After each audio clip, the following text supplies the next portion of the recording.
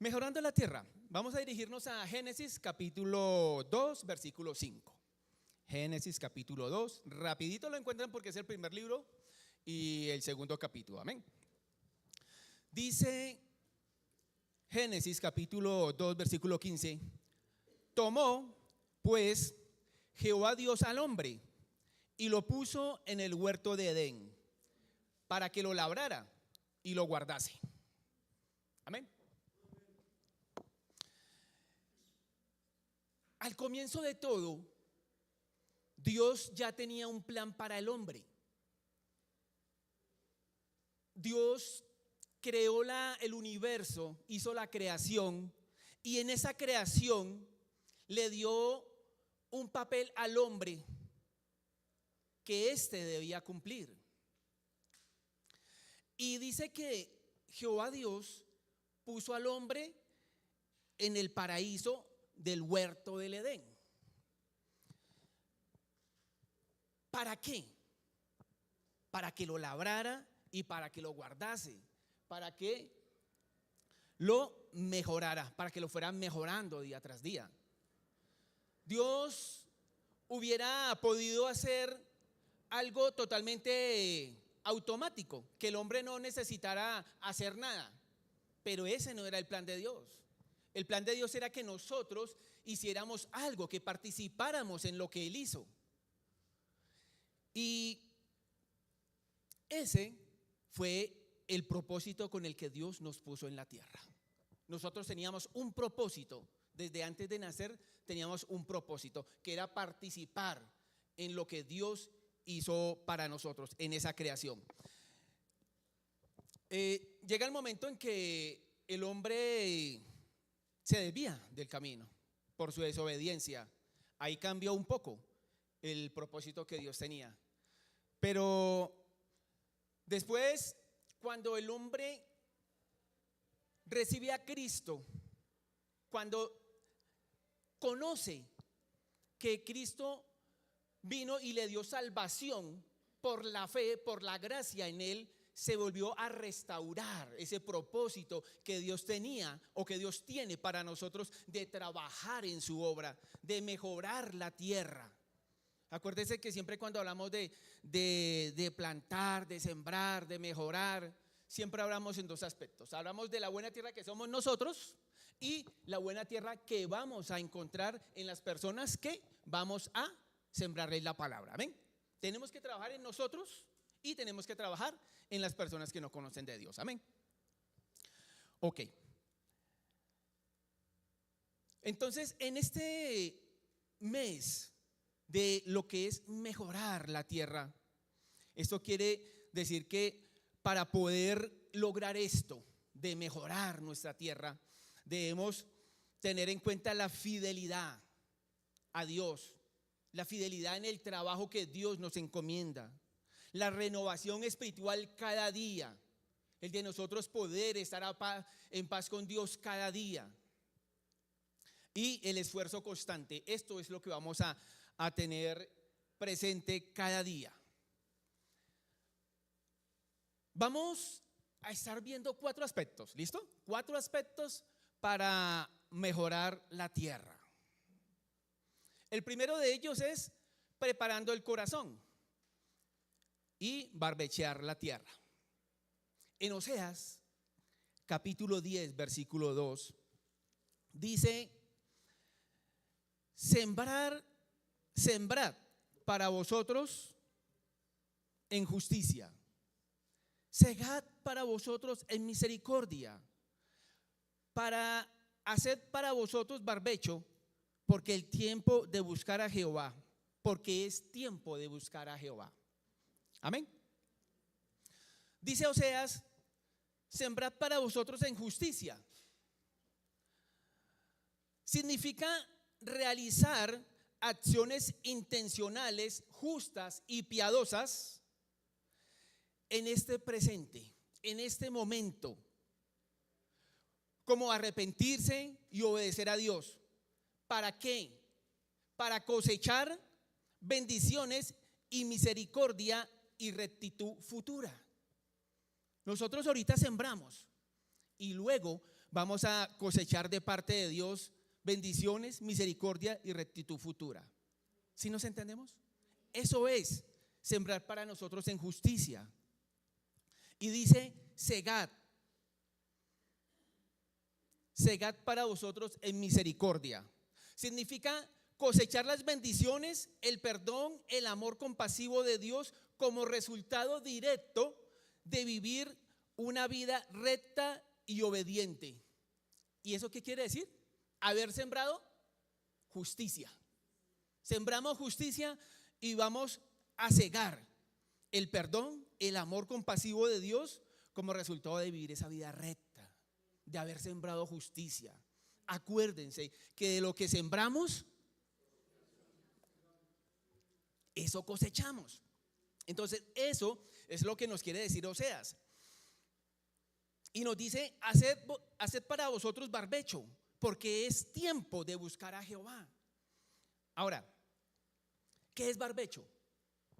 Barbecho es tierra labrantía o tierra de labrar que no se siembra durante 1 o más años. Eso es el barbecho. O que no se siembra durante 1 o 2 periodos de cosecha, que se deja quieta la tierra, que se deja descansar. ¿Cuál es el objetivo del barbecho?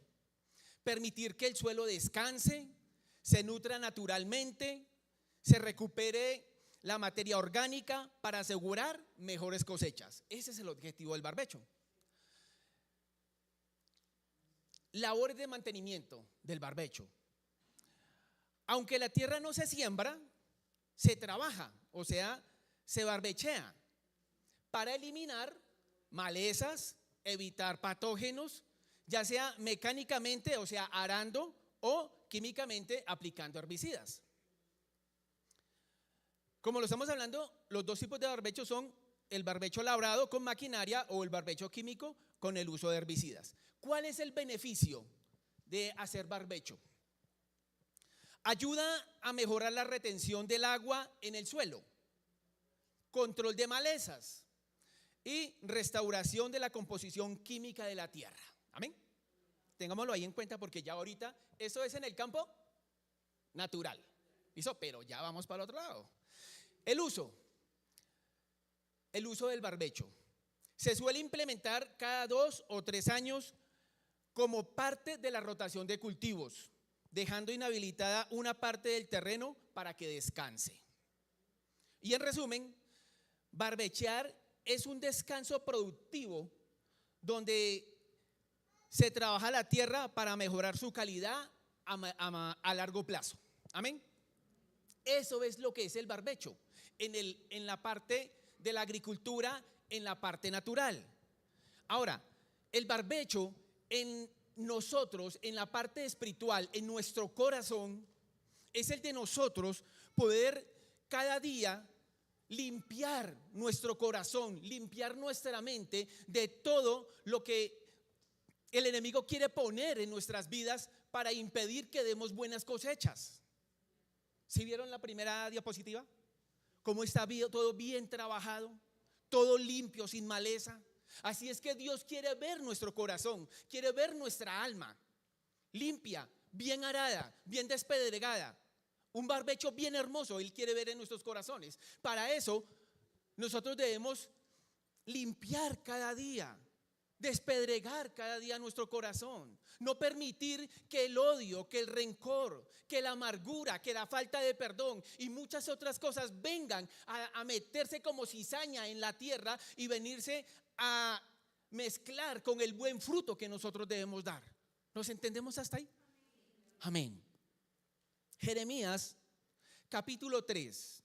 Jeremías capítulo 4, versículo 3 dice: porque así dice Jehová, harad campo barbecho y no sembréis entre espinos. Harad campo barbecho y no sembréis entre espinos. Lo que estamos hablando es lo que nos quiere decir aquí Jeremías. Limpiar el corazón de pecados y de afanes. En nuestro corazón no puede haber afanes, no puede haber ansiedad, no puede haber dudas. Nosotros necesitamos esforzarnos por dirigir el arado hacia todas esas dificultades que sabemos que deben de ser atendidas en nuestra vida y dejar que Dios tire de ese arado para aflojarlas. ¿Nos entendemos a los que nos está hablando aquí el Señor? Nosotros debemos poner ese arado en esa falta de perdón, ese arado en el desaliento, ese arado lo debemos de poner en el corazón para que saque las mentiras, el odio, el pecado que haya en cada uno de nosotros, y que dejarlo ahí para que Dios ale de ese arado y nos ayude a estar limpios y cada día poder estar preparados para ir y llevar el mensaje, ir y llevar la palabra de Dios, poder estar limpios para que la cosecha en nosotros dé buen fruto y nosotros poder recibir la bendición de Dios. Allí es donde nosotros podemos ir y encontrar buen fruto, porque hemos estado esforzándonos porque ese arado pase por nuestros corazones. Amén. El arrepentimiento sincero y la confesión son maneras de arar profundamente. El arrepentimiento sincero y la confesión son una manera de arar profundamente. Así es como vamos haciendo barbecho en nuestro corazón, en nuestra vida, en nuestra alma, teniendo un arrepentimiento genuino de lo que nosotros hacemos cada día, que sabemos que a Dios no le agrada. Y confesarlo a Dios, decirle: Señor, mira, hoy pasó esto, me airé, contesté mal, Señor, hoy dije tales mentiras, Señor, me cogí esto que no era mío, lo que sea, pero poder confesar con nuestras palabras, con nuestra boca, abrirla y no quedarnos callados, sino que nosotros podamos expresarle a Dios lo que hemos hecho mal para que Él lo sepa y tenga misericordia de nosotros. Amén. ¿Cuándo fue la última vez que estuviste literalmente de rodillas delante de Dios, diciéndole: Señor, hice esto, Señor, hice lo otro, o Señor, estoy desalentado? Porque si nosotros nos desalentamos, si nosotros permitimos que venga la depresión, que vengan tantas cosas a nuestras vidas, ¿ustedes sabían que eso está mal? Pero si yo me desaliento, ¿qué pecado es? Sí. ¿Saben por qué? Porque no le están creyendo a Dios lo que Dios hizo por cada uno de ustedes. ¿Sí nos entendemos? Cuando yo le creo a Dios, cuando tengo en mi corazón lo que Él hizo por mí en la cruz del Calvario, en mí no hay desaliento, en mí no hay tristeza, en mí no hay desánimo, porque mi fe me lleva más allá de los problemas. Amén. Lucas capítulo 8 versículo 5, la parábola del sembrador, describe la buena tierra como aquellos con un corazón bueno y recto que retienen la palabra de Dios. Cuando nosotros somos una buena tierra, nuestro corazón es apto para retener la palabra de Dios, para que esa palabra no pase por nosotros y salga como por un pie, porque entra por la cabeza, baja al corazón, pero eso es como que se nos sale por el pie. No, cuando nuestro corazón está bien barbechado, está bien trabajado, ¿qué dice que hacía? Retiene el agua, ¿sí? Está húmedo, está oxigenada esa tierra que es el corazón. Entonces ahí cuando llega la palabra, ese corazón que está bien barbecheado la retiene, y esa palabra va a dar fruto para nuestras vidas y para las vidas de las personas que no conocen de Dios. Amén. El segundo aspecto es la calidad de la siembra, y allí vamos a hablar de acciones y actitudes. Es sembrar obediencia, amor y generosidad en esta calidad de la siembra. Gálatas capítulo 6 versículo 7 al 9 dice: el que siembra para agradar a su carne, de la carne segará destrucción, El que siembra para agradar al Espíritu, del Espíritu segará vida eterna. Mi amado, aquí hay muy poco que explicar. ¿Sí nos entendemos? Porque la palabra es clara. El que siembra para la carne, de la carne cosechará o segará destrucción, segará cosas malas. Si yo alimento mis ojos con cosas que no tengo que ver, si alimento mis oídos dejando que la murmuración hacia otras personas entren, si yo alimento mi vida cogiendo cosas que no son mías y así sucesivamente, estoy sembrando para la carne, porque yo sé que a Dios no le agrada. Si estoy menospreciando a mi hermano porque no tiene trabajo, porque no tiene un buen vestir, estoy sembrando para la carne. Y a Dios no le agrada, porque Dios ama tanto al que tiene como al que no tiene. Para Dios todos somos iguales.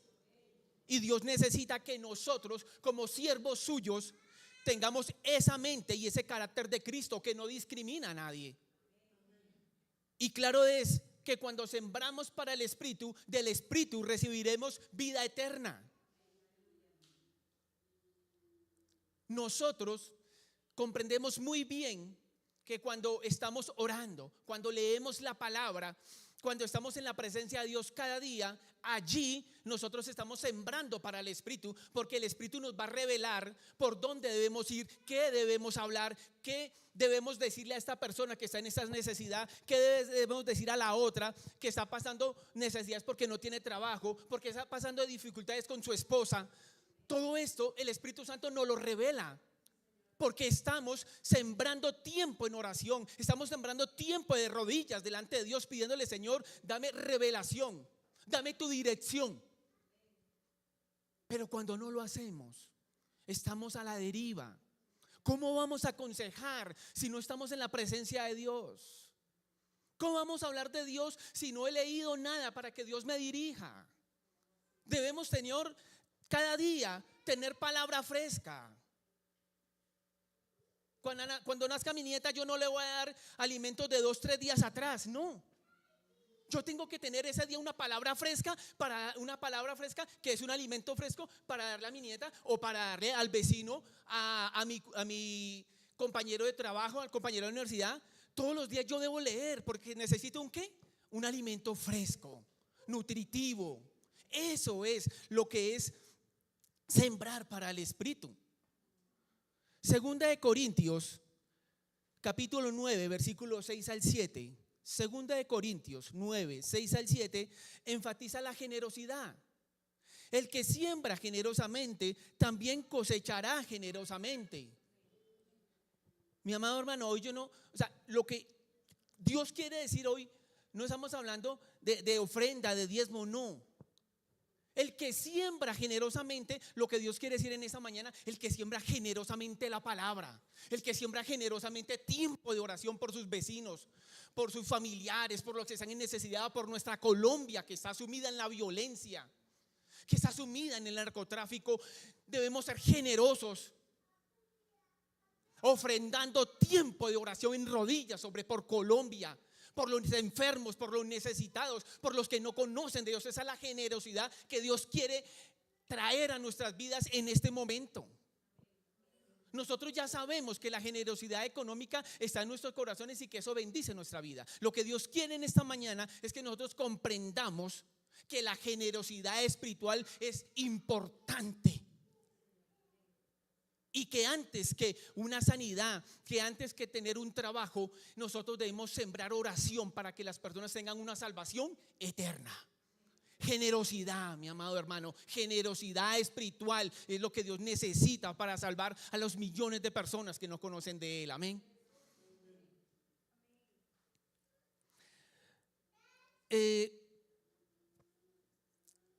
Eclesiastés 11, versículo 6 dice: por la mañana siembra tu semilla y a la tarde no dejes reposar tu mano. Este Eclesiastés, capítulo 11, versículo 6, exhorta a la diligencia constante y trabajo duro. sin importar la incertidumbre del futuro. ¿Sí nos entendemos? Exhorta a la diligencia constante y al trabajo duro, sin importar la incertidumbre de lo que viene en el futuro. Debemos trabajar. Dios nos invita a trabajar duro, con diligencia, esforzándonos en la obra de Dios. No importa si tenemos un compromiso y se nos viene otro, pero tenemos que trabajar duro en el reino de Dios, porque Él va a dar ese fruto en el futuro. Nos dice que no nos preocupemos por la incertidumbre del futuro, porque Él tiene el control ¿de qué? De todo. Aconseja sembrar desde la mañana hasta la noche, diversificando los esfuerzos. Diversificando quiere decir ser cambiante, cambiar la manera en que nos esforzamos. Nos esforzamos en oración, nos esforzamos hablando, nos esforzamos de una forma, de otra. Eso es diversificar los esfuerzos. Porque no se sabe cuál de las iniciativas o las formas que nosotros usemos para sembrar el reino de Dios dé fruto. ¿Sí nos entendemos? A eso se refiere con que dice que diversificar los esfuerzos. Que lo hagamos de una forma, que lo hagamos de otra, que si vino otra idea a nuestra cabeza, la utilicemos también, porque de esas tres no sabemos cuál es la que va a dar más fruto. Entonces debemos diversificar o estar cambiando nuestra manera de orar, nuestra manera de predicar la palabra, nuestra manera de hablarle al vecino, a mi hermano, a mi sobrino, al que sea. Debemos ser ingeniosos para cambiar las cosas, amén. El tercer aspecto es el esfuerzo y la responsabilidad del labrador. El esfuerzo y la responsabilidad del labrador. Esto es regar, oración y constancia. Segunda de Timoteo, capítulo 2, versículo 6, dice: el labrador, para participar de los frutos, debe trabajar primero. Mi amado, nosotros debemos esforzarnos. No debemos desanimarnos, sino trabajar. Esforzarnos cada mañana en nuestro tiempo de oración. Sí, tenemos que levantarnos una hora, hora y 20, hora y cuarto más temprano de la hora que tenemos que hacer las actividades rutinarias de nuestro trabajo, de despachar los niños, de alistar almuerzos, todo eso. Sí, hay sacrificio, pero ese sacrificio no es gratis. Ese sacrificio tiene una paga de parte de Dios. Amén, hermanos. El labrador, para participar de los frutos, debe trabajar primero, con esfuerzo, con dedicación. Génesis 2, versículo 15. Dios puso al hombre en el huerto para labrarlo y guardarlo, destacando su mayordomía. Dios nos puso a nosotros como mayordomos de su creación y debemos tener en la mente siempre esta responsabilidad que Dios nos ha dado. Ustedes y yo, como conocedores de la palabra de Dios, como conocedores de Cristo que hemos recibido en el corazón, somos responsables de la creación de Dios. Somos mayordomos. Y nosotros que conocemos debemos llevar la palabra de Dios a todos aquellos que no la conocen, que no han recibido a Cristo en su corazón. Nosotros somos mayordomos, somos responsables de llevar la palabra de Dios y no se nos puede olvidar esa responsabilidad que tenemos. Y para hacer esto necesitamos esforzarnos cada día, amén. El cuarto aspecto es la promesa de la cosecha.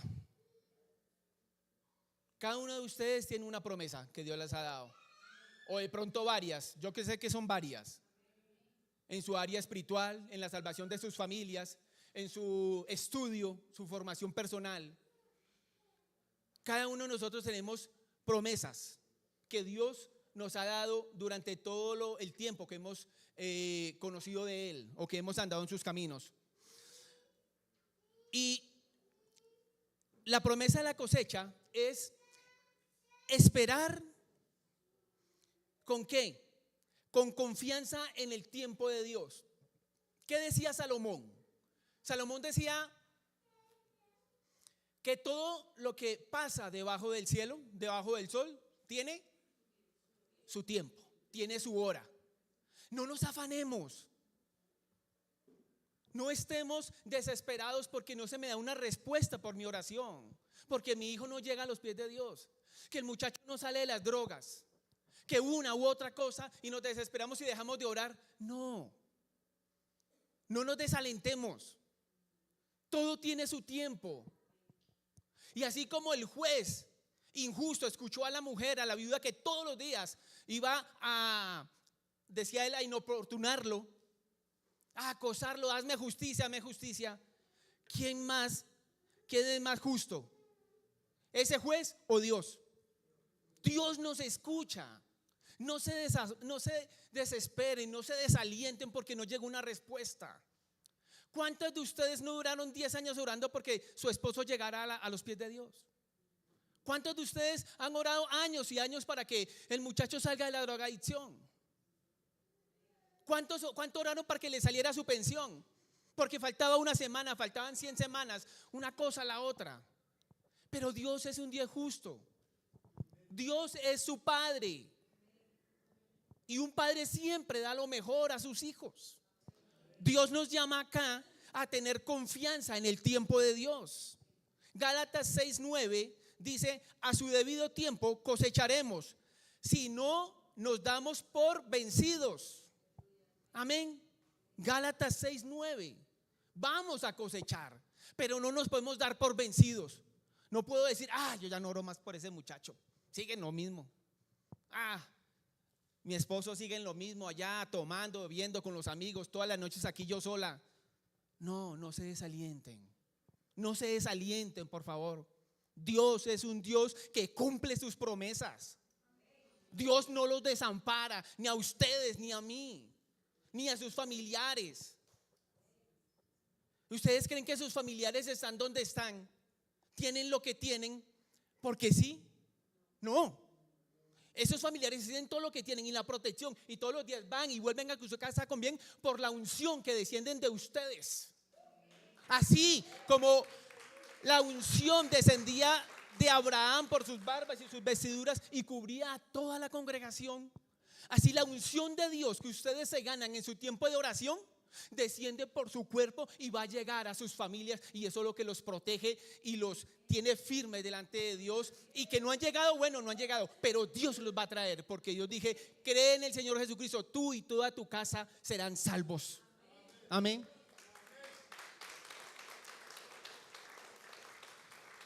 Dice el Salmo 126, Salmo 126, versículo 5 y 6: los que sembraron con lágrimas, con regocijo segarán. ¿Lo creen?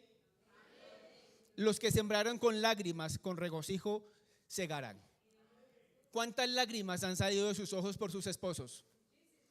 ¿Cuántos hijos, jovencitos, cuántas lágrimas han salido de sus ojos por sus padres? ¿Cuántas lágrimas han salido de sus ojos porque muchas veces no ha habido nada en la mesa? ¿Cuántas lágrimas han salido de sus ojos porque no hay un trabajo? Porque no tengo con qué comprar una cosa, la otra, y llega el desespero. Y las lágrimas ruedan. Las lágrimas llegan al corazón. Porque llegó la enfermedad, por una cosa, por la otra. Pero Dios dice que los que sembraron con lágrimas, con regocijo, cosecharán. Amén.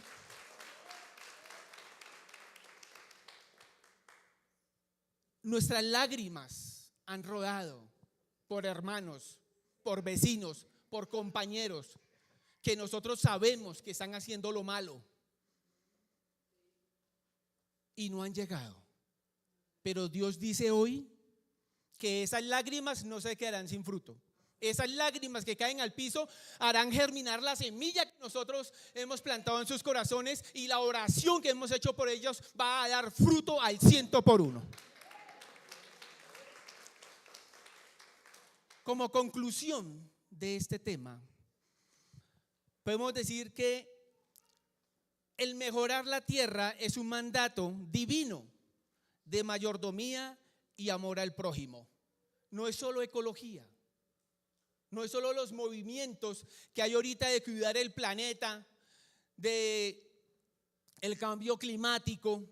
Lo que Dios nos llama ahorita es a ser mayordomos de su creación, de estar siempre con nuestra mente y nuestro corazón puesto en la responsabilidad que tenemos de salvar no solo al planeta, a los árboles, sino salvar las almas que son importantes y valiosas para Dios, a tal punto que dio la sangre de su Hijo Jesucristo y dio la vida de su Hijo por ellos. Amén.